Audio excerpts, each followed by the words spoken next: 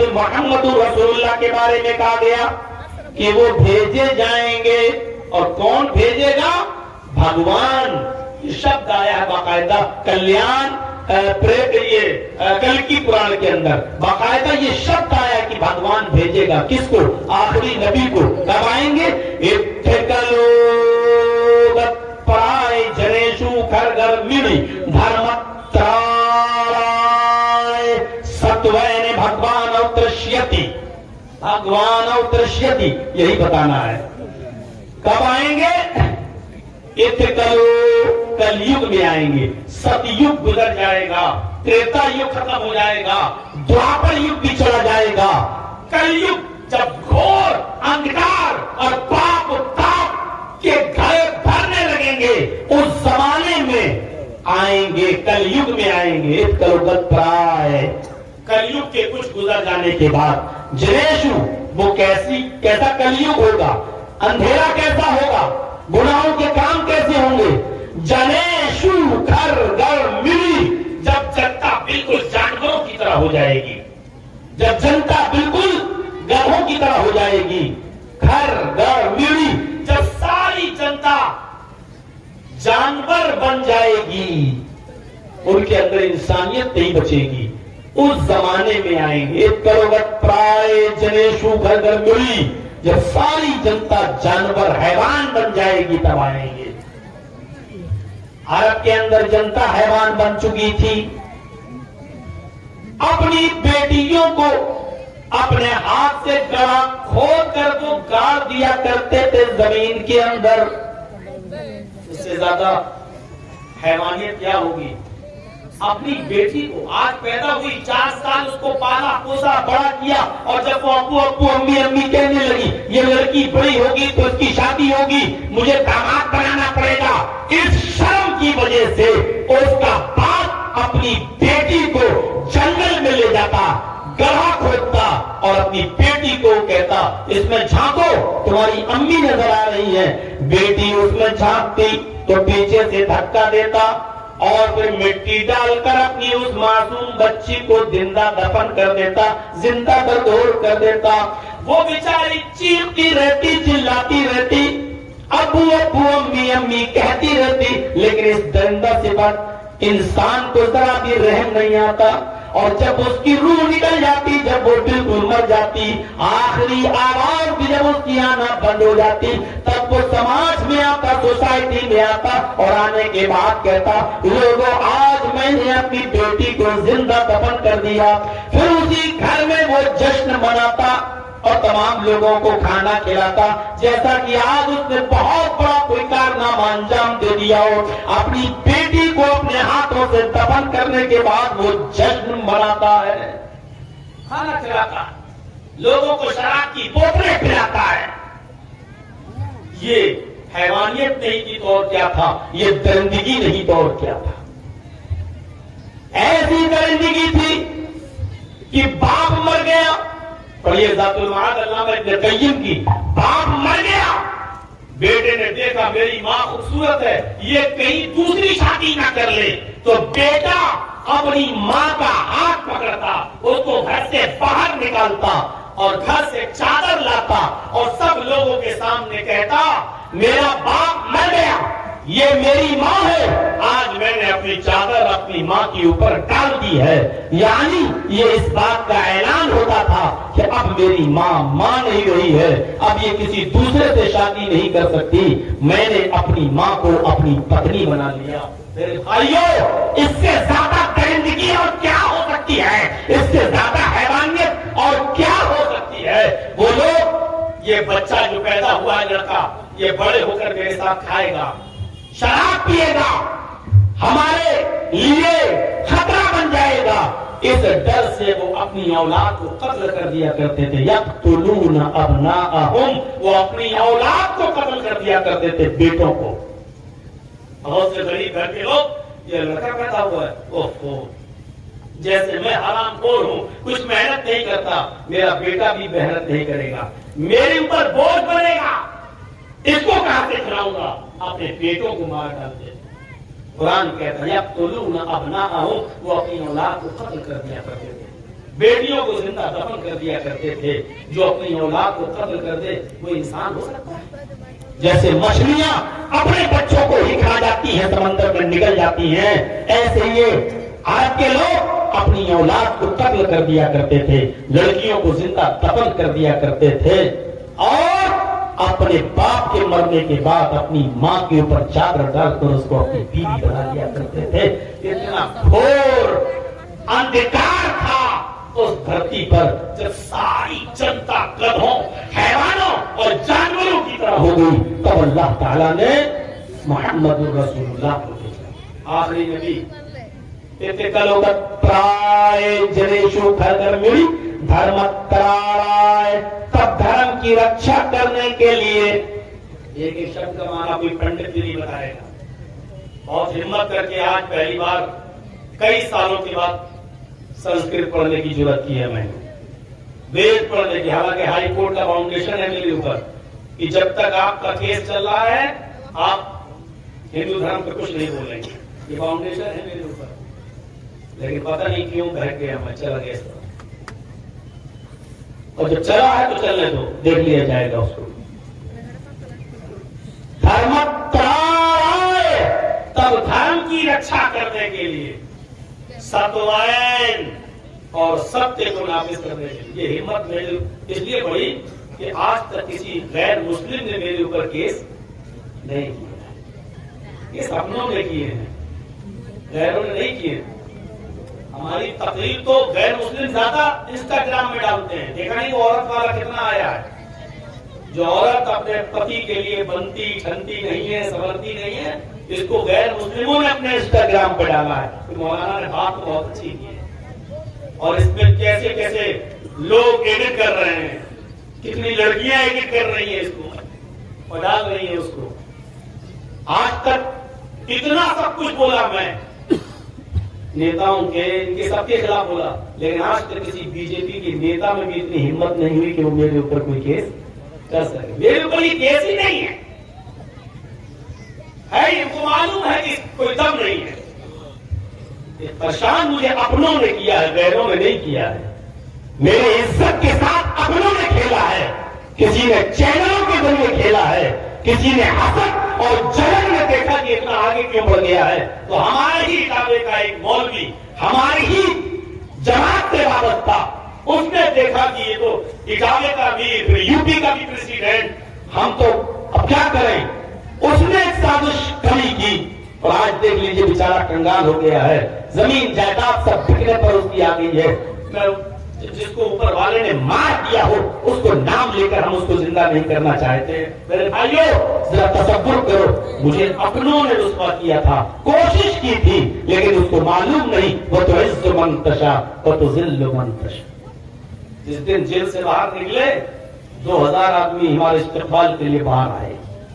सिर्फ अहले हदीस नहीं, देवबंदी, बरेलवी, शिया, सुन्नी, सारे लोग आए, हार लेके आए, फूल लेके आए, गुलदस्ते लेके आए, फोटो उन्होंने खींचे।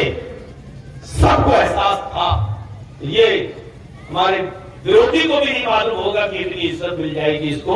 हमने तो इसको बर्बाद करने के लिए डाला था जेल में, लेकिन वो उधर से भी इसने नाम कमा लिया। इंसान के हाथ नहीं है किसी को जलील करना।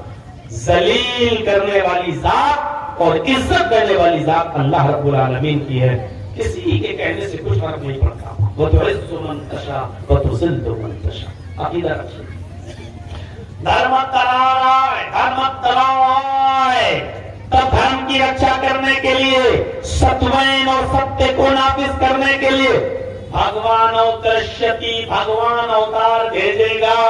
ये नहीं कहा भगवान खुद उतर के आएगा इंसान बनकर, बल्कि क्या कहा भगवान अवतरष्यति, भगवान अवतार भेजेगा। अल्लाह ने फिर एक नबी को भेजा। किसको भेजा? उस आखिरी नबी का नाम तक वेद में ले लिया गया है, उसके बाप का नाम लिया गया, उसकी माँ का नाम बताया गया, कहाँ पैदा होगा उसका जन्म स्थान भी बताया गया कि वो पैदा कहाँ होगा। एक एक चीज बताता हुआ चलता हूँ। उसका नाम क्या होगा? जो अंत में आएगा, आखिरी नबी होगा, उसका नाम क्या होगा? पहले नाम ले लेते हैं। वेदाहमित पुरुष महानिमादित्य वरुण तपस प्रस्ताव, वो अहमद नाम का इंसान होगा। वेदाहमित पुरुष, वो अहमद होगा, उसका नाम अहमद होगा, पुरुष इंसान होगा, भगवान नहीं।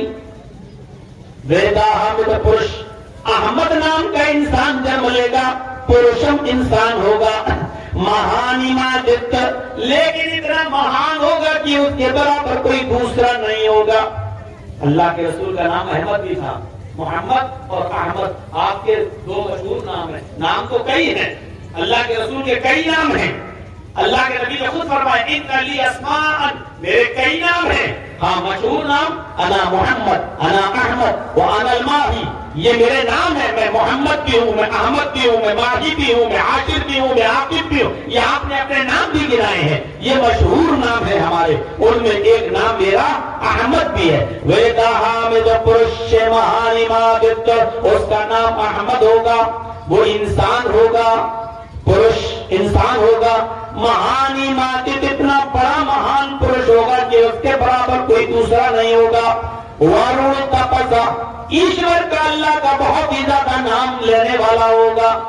अल्लाह का बहुत ही ज्यादा नाम लेने वाला। वरुण, वर्णन करने वाला। वरुण तपसा, ईश्वर की तपस्या में लीन रहने वाला, अल्लाह का बहुत ज्यादा नाम लेने वाला होगा। प्रस्ताव, जब वो आ जाए तो उसी के हो जाना। प्रस्ताव, उसी की कुटिया में चले जाना। प्रस्ताव, उसी के घर में दाखिल हो जाना। यानी वो जो निमंत्रण, जो दावत दे, उसी की दावत को स्वीकार कर लेना, यानी उसी के धर्म में शामिल हो जाना। ये कहा है श्रीमद् भागवत महान पुराण स्कंद 12 के अध्याय 2 के अंदर ये बात कही जा रही है कि जब वो आ जाए तो उसी का हो जाना। अल्लाह का सबसे ज्यादा नाम किसने लिया? मोहम्मद रसूलुल्लाह। सुबह से लेके शाम तक गिनती गिन लो, आपको कोई चीज खाली नहीं मिलेगी। सबसे पहले सुबह उठेंगे तो उठते ही देखिए अल्लाह का नाम। जैसी आंख खुली तो सोकर उठने की दुआ क्या है? अल्हम्दुलिल्लाहिल्लज़ी अहयाना बअदा मा अमातना व इलैहिन नुशूर। देखिए अल्लाह का नाम, हम हर चीज का तर्जुमा बताएंगे तो फिर बहुत देर लग जाएगी। अल्हम्दुलिल्लाहिल्लज़ी, बस ये बताना है। सोकर उठ रहे हैं, आंख खुल रही है तो क्या नाम ले रहे हैं? अल्हम्दुलिल्लाह, अल्लाह का नाम। अब आप क्या करते थे? आंख खुली, अल्लाह का नाम। वुजू बनाने के लिए बैठ रहे हैं तो बिस्मिल्लाह, अल्लाह का नाम। वुजू बनाने से पहले क़ज़ाए हाजत, लैट्रीन पेशाब पायखाने के लिए जा रहे हैं तो अल्लाहुम्मा इन्नी अऊज़ु बिका मिनल खुबुसी वल खबाइस, अल्लाह का नाम। लैट्रीन में भी जा रहे हैं तो अल्लाह का, अल्लाहुम्मा इन्नी अऊज़ु बिका मिनल खुबुसी वल खबाइस, अल्लाह का नाम। वुजू बनाने के लिए बैठ रहे हैं तो बिस्मिल्लाह, अल्लाह का नाम। वुजू बनाकर फारिग होते हैं तो अशहदु अल्ला इलाहा इल्लल्लाह, अशहदु अल्ला इलाहा, अल्लाह का नाम। नमाज पढ़ने के लिए खड़े होते हैं, अगर घर में नमाज पढ़ रहे हैं तो अल्लाहु अकबर, अल्लाह का नाम। घर से बाहर निकलते हैं, अल्लाह का नाम। मस्जिद में कदम रखते हैं, अंदर दाखिल होते हैं तो अल्लाह का नाम। अल्लाहुम्मा अफ्तह ली अबवाब रहमतिक, अल्लाह का नाम। मस्जिद में नमाज पढ़ा है तो अल्लाहु अकबर, अल्लाह का नाम। नमाज शुरू की तो अल्लाह का नाम, नमाज खत्म की तो अस्सलामु अलैकुम व रहमतुल्लाह, अल्लाह का नाम। शुरू कर रहे हैं तो अल्लाह का नाम, नमाज कंप्लीट कर रहे हैं तो अल्लाह के नाम पर। अब जितनी देर मस्जिद में बैठ रहे हैं उसमें भी अल्लाह का नाम। अल्लाहु अकबर, अल्लाह का नाम। अस्तगफिरुल्लाह, अल्लाह का नाम। सुभान अल्लाह, अल्लाह का नाम। अल्हम्दुलिल्लाह, अल्लाह का नाम। अल्लाहु अकबर, अल्लाह का नाम। मस्जिद से बाहर निकलते हैं, बायां कदम रखते हैं, अल्लाहुम्मा इन्नी अस्अलुका मिन फज़लिक, अल्लाह का नाम। घर में दाखिल हो रहे हैं, अस्सलामु अलैकुम व रहमतुल्लाह, अल्लाह का नाम। गौर करो मेरे भाइयों, हर बात पर अल्लाह का नाम। आईने के सामने खड़े हैं तो अल्लाह का नाम, कपड़ा पहन रहे हैं तो अल्लाह का नाम, कपड़ा उतार रहे हैं तो अल्लाह का नाम, ऊपर पहाड़ी पर या छत पे चढ़ रहे हैं तो अल्लाह अकबर, अल्लाह का नाम, ऊंची जगह से नीचे उतर रहे हैं तो सुभान अल्लाह, अल्लाह का नाम। गौर कीजिए मेरे भाइयों, सुबह से दिनचर्या, दिन की पूरी जिंदगी शुरू हो रही है तो अल्लाह के नाम पे हो रही है। खाना खाने बैठ रहे हैं तो बिस्मिल्लाह, अल्लाह का नाम, खाना खा के फारिग हो रहे हैं तो अल्हम्दुलिल्लाह, अल्लाह का नाम। यहाँ तक कि अपनी बीवी के पास जा रहे हैं, मुजामियत कर रहे हैं, अपनी बीवी का पर्सनल हक अदा कर रहे हैं तो उसमें भी अल्लाह का नाम, अल्लाहुम्मा जन्निबना शैतान व जन्निब शैतान मा रज़क़तना, अल्लाह का नाम। सुबह से लेके शाम तक अल्लाह का नाम, यहाँ तक कि अब बिस्तर पे सोने के लिए जा रहे हैं तो अल्लाहुम्मा बिइस्मिका अमूतु व अहया, अल्लाह के नाम से उठे थे जब सोने के लिए बिस्तर पे जा रहे हैं तो अल्लाह का नाम ले रहे हैं। छींक आ रही है तो अल्हम्दुलिल्लाह, अल्लाह का नाम। किसी को छींकते हुए अल्हम्दुलिल्लाह पढ़ते हुए सुना तो आपने उसके जवाब में कहा यरहमुकल्लाह, अल्लाह का नाम। गौर तो करो मेरे भाइयों, हम और आप मुलाकात कर रहे हैं अल्लाह के नबी किसी से तो अस्सलामु अलैकुम रहमतुल्लाह मुसाफा कर रहे हैं तो यगफिरुल्लाहु लना व लकुम, अल्लाह का नाम। हर मिनट हर सेकंड जब भी कोई काम कर रहे हैं तो अल्लाह का नाम ले रहे हैं, अल्लाह का नाम ले रहे हैं। इतना ज्यादा अल्लाह का नाम लेने वाला कौन है? ईसाइयों में देख लो, हिंदू भाइयों में देख लो, हर बात पे नाम ले लिया जाता है। चलते चलते चलते चलते अचानक गाड़ी फिसल गई थी, हाय राम, बस मुसीबत में या कोई बहुत बड़ी खुशी मिली, हाय राम। यही हाल ईसाइयों में, बहुत ज्यादा खुशी हुई, ओह माय गॉड, बहुत बड़ी मुसीबत आई, ओह माय गॉड। बस इसके अलावा नहीं। ईसाइयों से पूछो खाना खाते हो क्या पढ़ते हो, पूछो लैट्रिन में जाते हो क्या पढ़ते हो। हिंदू भाइयों से पूछो कि तुम छत पे चढ़ते हो तो क्या पढ़ते हो, लिफ्ट में चढ़ते हो तो क्या पढ़ते हो, उतरते हो तो क्या पढ़ते हो, सवारी करते हो तो क्या पढ़ते हो, सफर की तुम अपनी दुआ बताओ, सफर से फारिग होते हो तो क्या पढ़ते हो। पूछो उनसे, कोई नहीं बता पाएगा। दुनिया में कोई धर्म नहीं सिवाय इस्लाम के। तो सबसे ज्यादा बर और तपसा अल्लाह का सबसे ज्यादा नाम लेने वाला कौन होगा? अंतिम ऋषि, आखिरी नबी। प्रस्ताव, उसी की कुटिया में चले जाना। प्रस्ताव का सही अर्थ यही होता है, उसी की कुटिया में प्रवेश कर जाना, यानी जो वो निमंत्रण दे, जो दावत दे, उसी की दावत को स्वीकार कर लेना। अर्थात वो जो धर्म तुम्हें बताए उसी के धर्म को स्वीकार कर लेना, उसी के हो जाना। ये है प्रस्ताव का माना। उसका नाम क्या होगा? अहमद। वेदों में मोहम्मद भी आया, वेदों में नाम मोहम्मद भी आया है। अज्ञान हेतु किरत मोह मदांधिकारम नाशम विधायम हितदोदयते वेका। अंतिम ऋषि अज्ञानता को, जहालत को, बेइल्मी को, लातीनी को खत्म करेगा। उसका नाम मोहम्मद होगा। मोह मदांधिकारम नाशम, मोहम्मद के आने के बाद अंधेरा नाश हो जाएगा। मोह मदांधिकारम नाशम, मोहम्मद आएंगे अंधेरे को नाश करेंगे। भागवत पुराण स्कंद 12 अध्याय 2 वही मंत्र है, वही अध्याय है, उसी अध्याय में भी हम चल रहे हैं।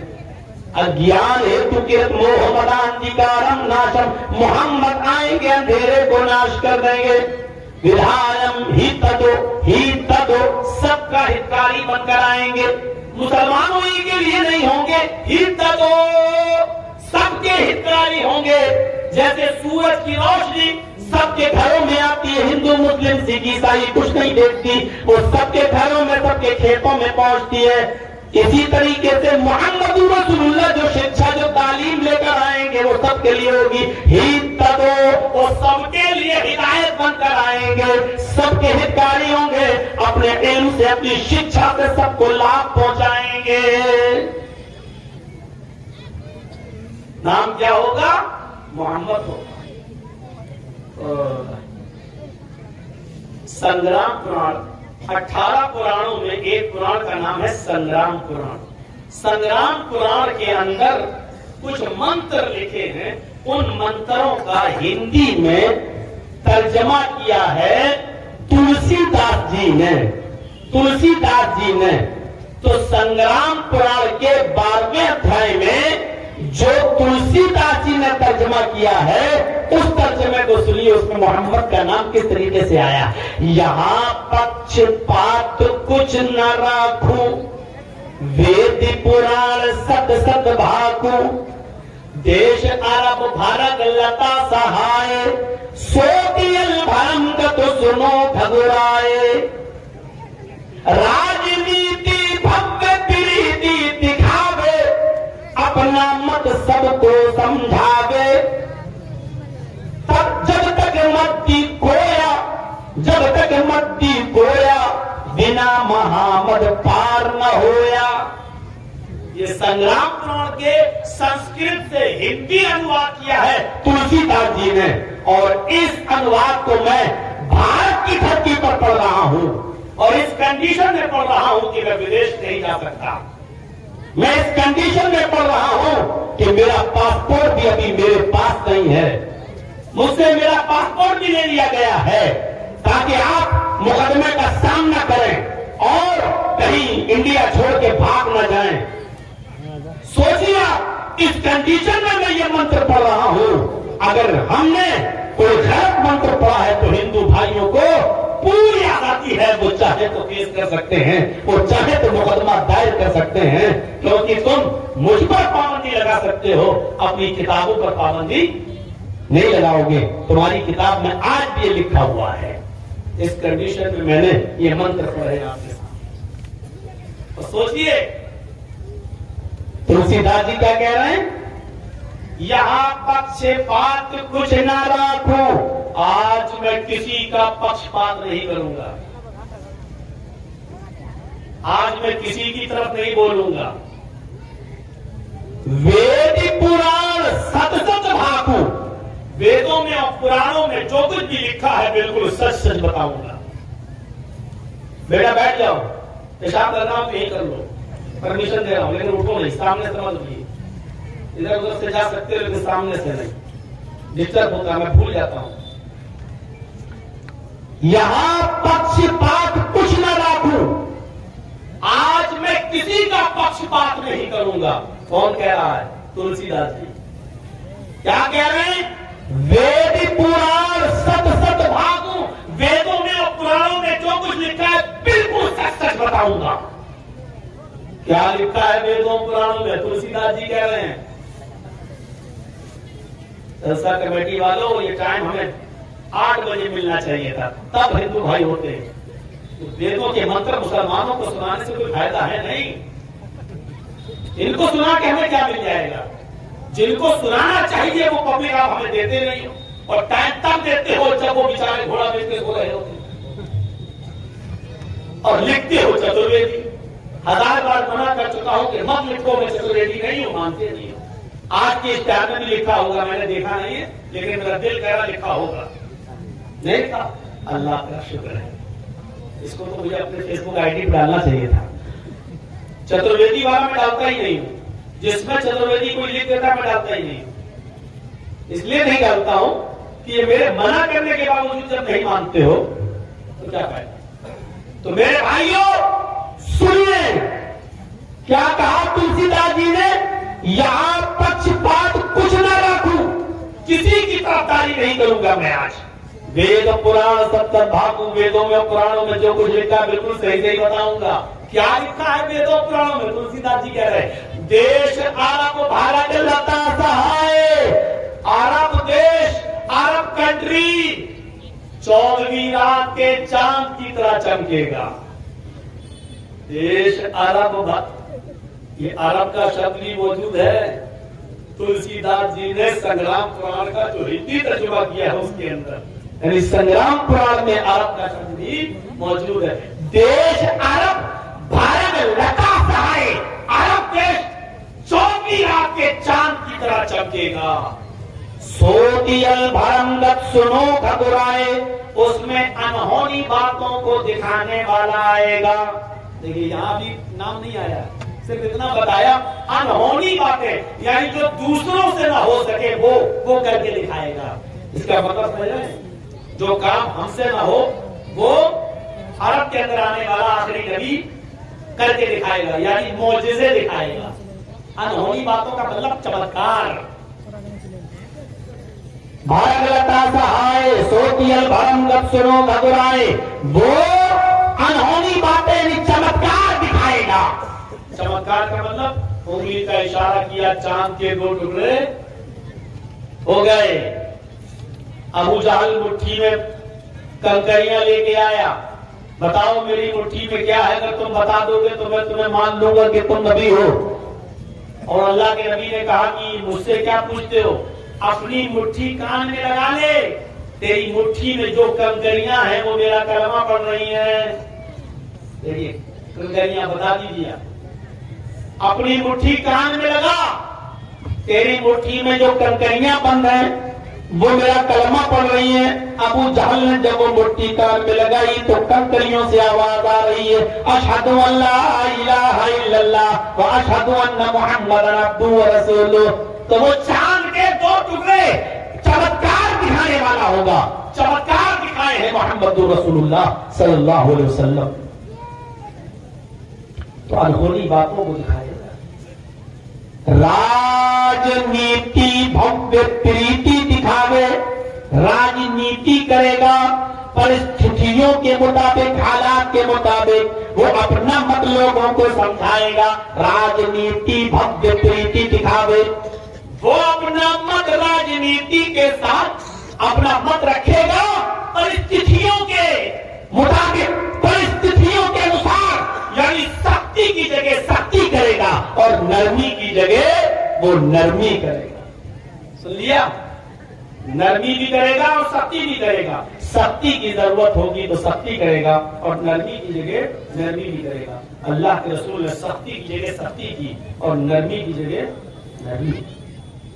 एक मुकदमा आया, अल्लाह के रसूल ये लड़की फातिमा है, बनु मखजूम कबीले की है, चोरी में पकड़ी गई है, इसका क्या हुक्म है? अल्लाह के नबी ने पूछा कितनी चोरी की? कितनी की? कहा इसका हाथ काट दो। तो अल्लाह के रसूल बड़े अमीर घर की है, देख रहे हैं आप, बड़े अमीर घर की है, अगर हाथ काट दिया गया तो नाक चढ़ जाएगी। इतने अमीर घर की लड़के लड़कियों को भी मोहम्मद नहीं छोड़ता है, इज्जतदार घर की लड़की है, चोरी में पकड़ी गई। अल्लाह के नबी ने हुक्म दिया हाथ काट दो। इस्लाम में यह नहीं देखा जाता है कौन अमीर है कौन गरीब है।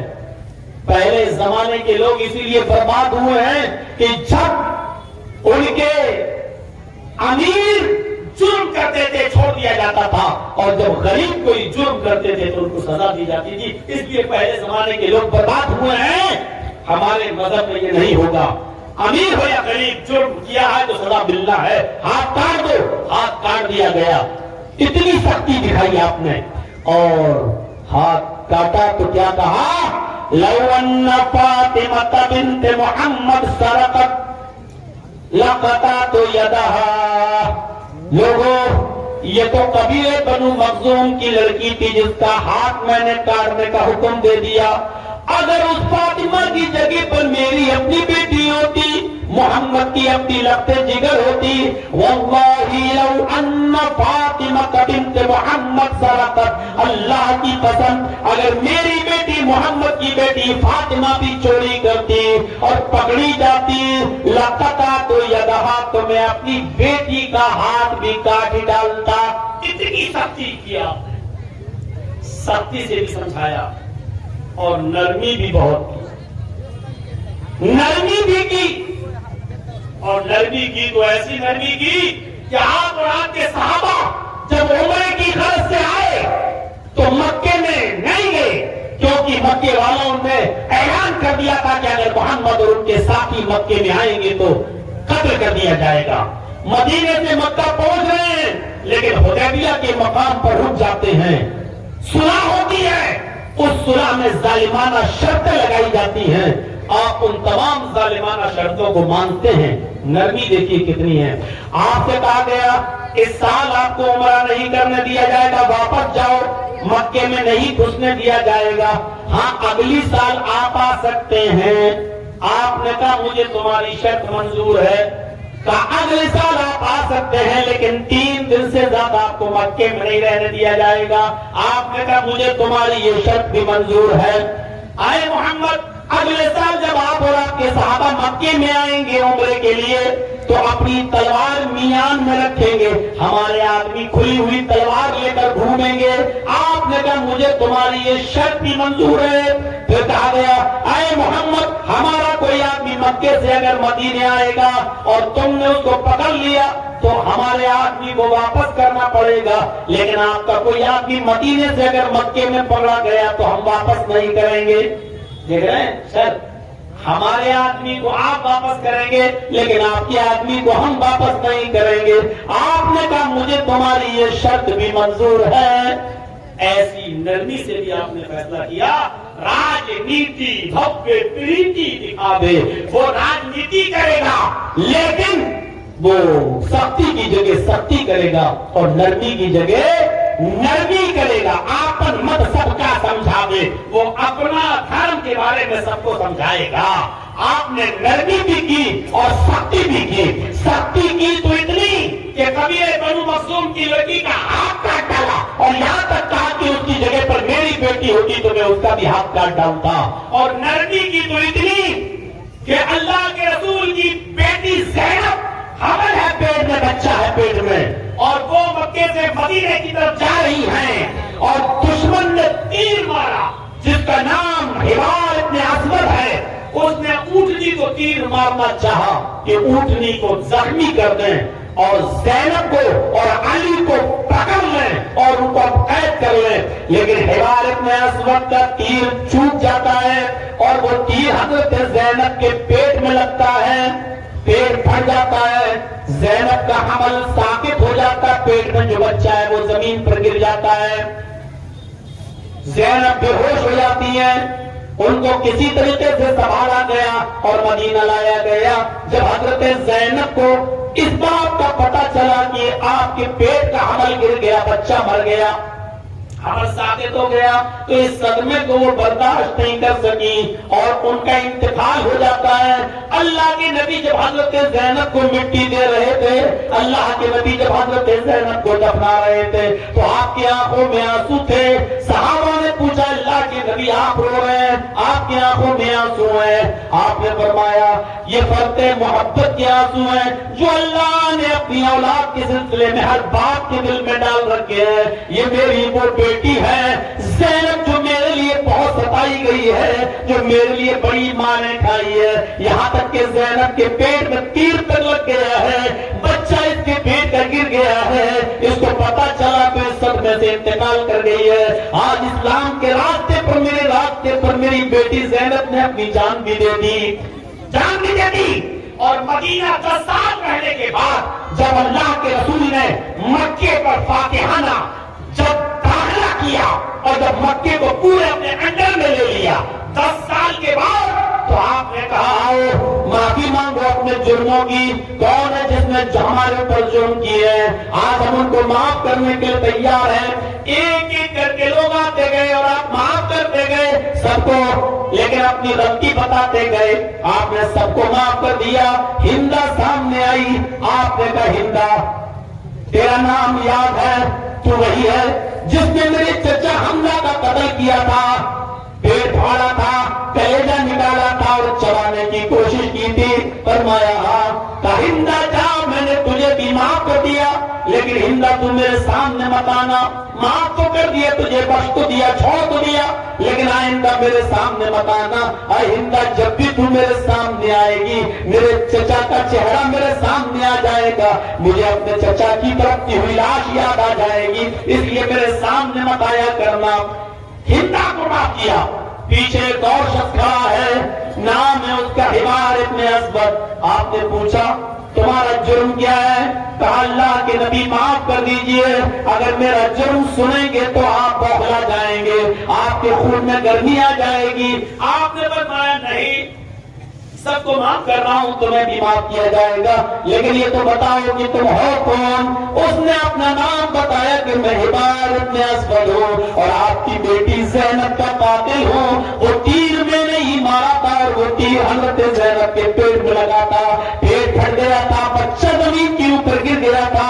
आपने अपनी बेटी की लाश को याद किया, हिमार इब्न असवद की शक्ल देखी, बैठे थे खड़े हो गए, फरमाया आए हिमार, आज तूने जो दास्तान सुनाई है उस दास्तान को सुनकर मुझे अपनी बेटी की याद आ गई। आए हिमार, 13 साल में मक्के में रहा और 10 साल में मदीने में रहा, मुझे मक्के वालों ने भी सताया, मदीने में पहुंचने के बाद भी मुझे तकलीफें दी गई, लेकिन आए हिमार, काबे के रब की कसम, मक्के और मदीने की ये 23 साल तकलीफें अगर तराजू के पलड़े पर रख दी जाए जो मुझे पहुंचाई गई, अगर एक तराजू पर रख दी जाए, 23 साल की तकलीफें एक तरफ रख दी जाए, और मेरी बेटी को जब तूने कत्ल किया, पेट में तीर मारा, बच्चा गिरा, और मेरी बेटी ने मेरे हाथों में गोद में आखिरी सांस ली। अरे बार, उस एक दिन जो मुझे तकलीफ पहुंची अपनी बेटी की तरफ को देखकर,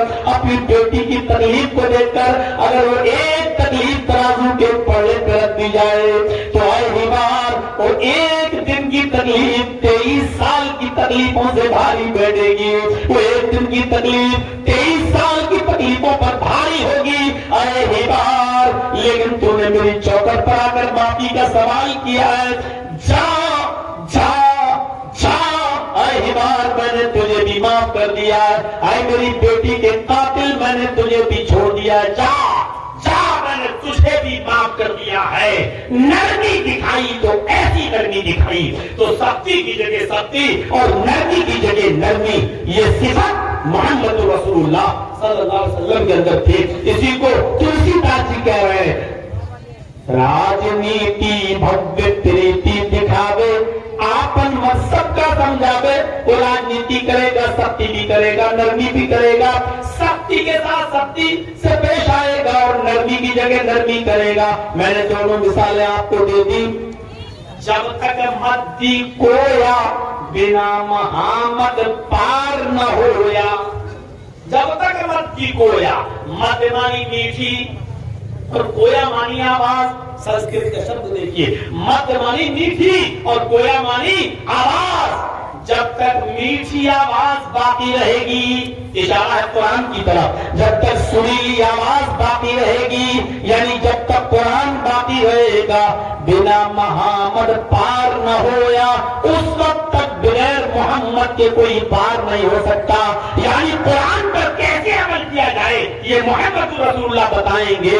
और तुलसीदास जी नाम तक लिख रहे हैं, क्या कह रहे हैं? जब तक मीठी आवाज, सुरीली आवाज यानी कुरान की तिलावत बाकी रहेगी, तब तक बिना मोहम्मद पार न होया, बिना मोहम्मद के कोई पार नहीं होगा। यानी तुम्हें जन्नत चाहिए, अगर स्वर्ग चाहिए, पैराडाइज चाहिए, उसमें जाना चाहते हो तो मोहम्मद के रास्ते पर चलना ही पड़ेगा।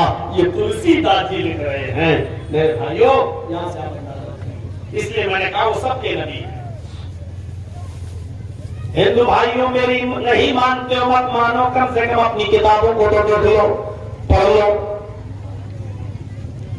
और जब टीवी चैनलों में मैं कहता हूं कि इस पर डिबेट करो तो करते नहीं। वो डिबेट चल रही है हूरों के पास, 72 हूरों के पास। आओ ना, डिबेट करो कि कल की अवतार कौन है, डिबेट करो ना नराशंस कौन है। आओ डिबेट करो कि तुम्हारी किताबों में लिखा गया कि 12 पत्नियां जिसकी होंगी वो अंतिम ऋषि होगा। आओ ढूंढो 12 पत्नियां किसकी हैं। आओ डिबेट करो ना इस पर डिबेट नहीं होती है। सिर्फ इस्लाम को बर्बाद करने के लिए डिबेट होती है और उसमें कुछ कठपुल्ले पहुंचकर मार खा के और उल्टा सीधा बोल के चले आते हैं।